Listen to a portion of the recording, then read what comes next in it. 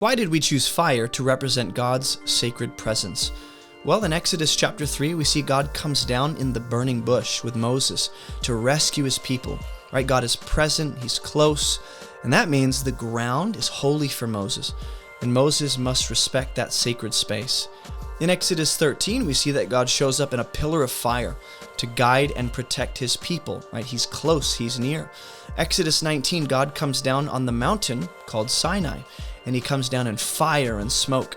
And so God's sacred presence is there on the mountain, represented by that fire. In Leviticus chapter 9, we see fire comes from the Lord and consumes the gifts and the offerings to show that God accepts that gift. In Hebrews chapter 12, we are told God is a consuming fire. He's close, he's present, but he's also holy.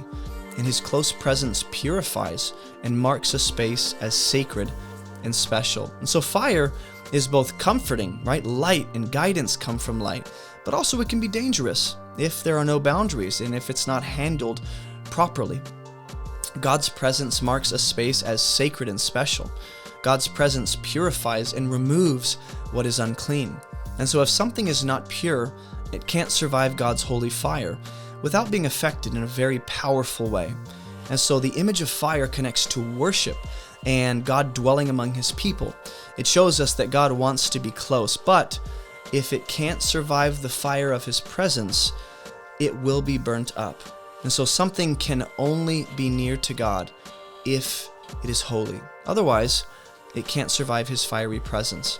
So fire creatures remind us that God is close, and he's holy or sacred or special and different.